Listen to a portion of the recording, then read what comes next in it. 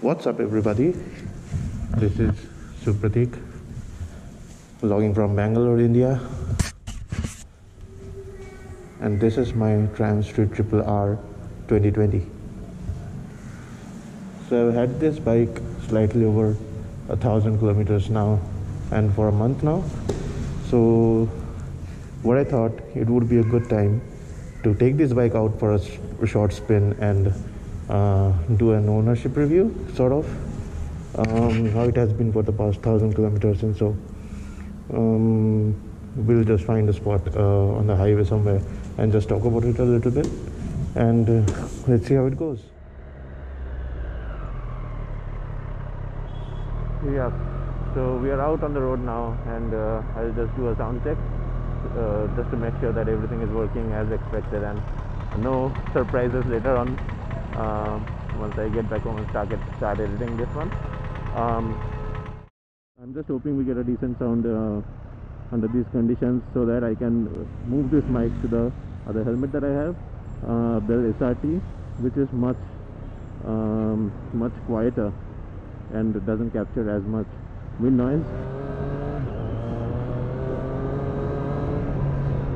The exhaust sounds pretty sweet, to be honest with you. बहुत ही बढ़िया आवाज है इसका, the stock exhaust. For all BS6 bikes, I think from Triumph, the exhaust note is better on the BS6 bikes. I'm not sure how they've managed to pull that off, but they have. The Street Twin sounds phenomenal. I checked it out while I was looking up this bike in the showroom, so it sounds pretty sweet. For once, I'm grateful that I do not have to spend money and bother with an upgrade to an aftermarket exhaust, which is a bit of a headache. And my experience with the last bike, the Ducati Scrambler, I put on a Scorpion exhaust on the bike and I didn't like it, and the bike wasn't performing well as well. So I just got rid of that end can and started riding on the stock exhaust, which didn't produce much noise at all, and it was pretty silent. And when you're spending a decent amount of money on a bike, it's quite understood that you will want a nice exhaust note from the engine. These are high-end bikes, and the engines are the centerpiece of such machines. It's very unfortunate that some manufacturers go with quieter stock exhaust just so they can sell an aftermarket exhaust to you and earn some money that way. So let me do this. This road is pretty boring for now, all traffic and all. I'll just stop vlogging now, and we'll get onto the highway and find a decent spot and start vlogging again. That way I can conserve the GoPro battery and use it when required, rather than capturing this boring old shit. So guys, as you can see, we are on the highway now, and I just came across a bright red Ducati Panigale over there. Belongs to someone called Niket, and he used to be a part of the DOC group as well, DOC Bengaluru, a Ducati Owners Club. I used to be a member of that club, but not now, since I don't own the bike anymore. So let's do this. Let's just get riding on the highway. I was hoping to find a decent spot somewhere on the highway and do the review while we are stopped, but I'm not going to do that because it's way too sunny, and this nice road doesn't have too many good spots to stop over. So we'll just be on the fly and talk about things we want to. Sounds good.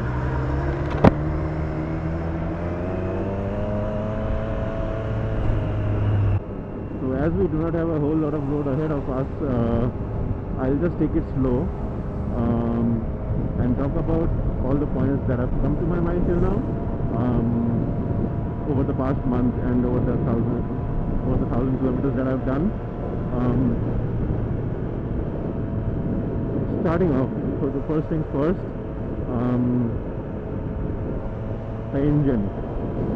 So this is a pretty sweet engine, and derived from the Moto 2 engine, I think, from Triumph, which is also used in the limited Daytona 765 bike as well. To be honest with you, it's pretty sweet. The engine is quite calm till 6000 revs, and once you cross that mark, or 6000, all hell breaks loose, and yeah, it's pretty scary for new users, so I usually try not to go there right away.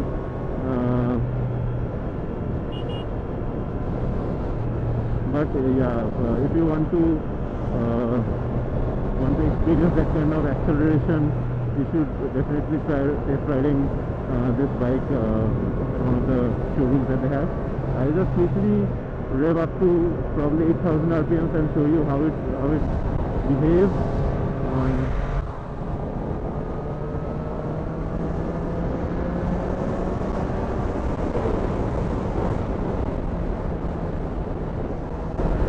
So as you can see, it gets pretty mental beyond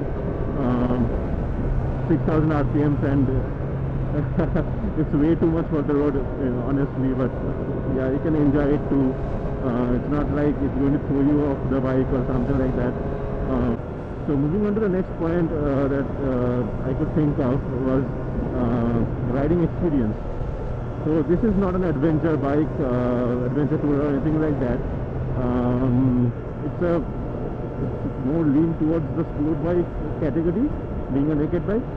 But having said that, the seating position is not that committed. It's got straight bars and quite wide handlebars as well. So it's pretty easy, to ride this bike, and even in city traffic and on the highways, it rides like a dream. And somehow, even if it's a naked bike, and people have been complaining about wind noise quite a bit, I come from the Ducati Scrambler, which had a much worse wind blast situation than this one has. So I kind of feel comfortable doing relatively longer rides on this. Till now, all I have done is a maximum of 200 kilometers in a day, but I am quite confident that this will be decently comfortable over a 500 kilometer ride as well. So I wasn't expecting that when I moved from the Scrambler to this bike, but to my surprise, it is quite comfortable, and no complaints there.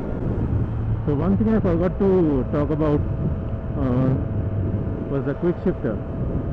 Now that's something which transforms the experience of riding a motorcycle completely. If you combine a quick shifter with any good engine, it's going to improve the experience to a great extent.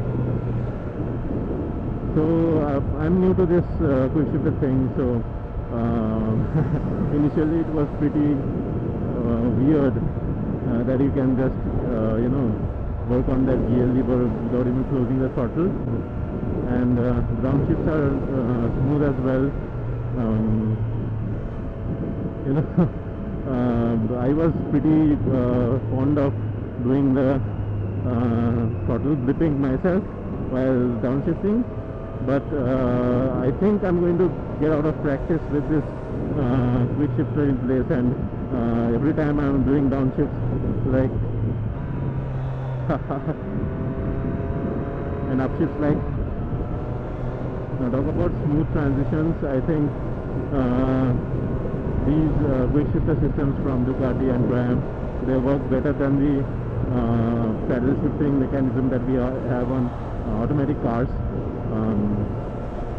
So yeah, it's quite a different experience with this. And also regarding suspension on this bike, so this one has got fully adjustable suspensions on front and back both from Showa, I think, with upside down forks of 41 millimeters on the front, and a monoshock at the back. I haven't got myself to play around with those settings until now, because the settings from the factory are quite good. Even on bumpy roads, if you are carrying a decent amount of speed on relatively bad roads, The suspension doesn't complain. But again, if you're planning to take the bike to the track or something, it would be a good place to, do a bit of research and do a bit of tinkering around to see what kind of settings suit you the best. But for normal use and for Indian roads, the factory settings are a bit on the steeper side, but you can live with that, and you can enjoy a bit more on twisties and on corners.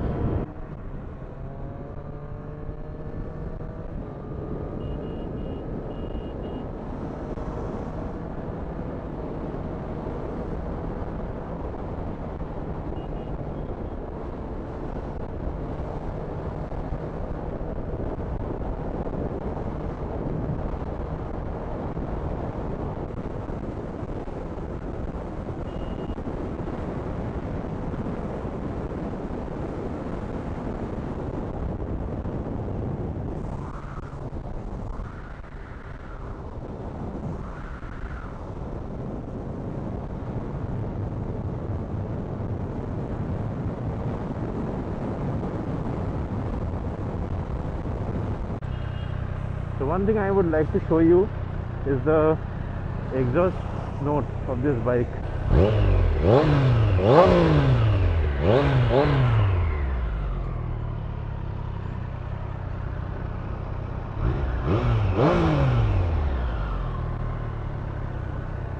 I hope you like the sound clip. I for sure like it quite a bit.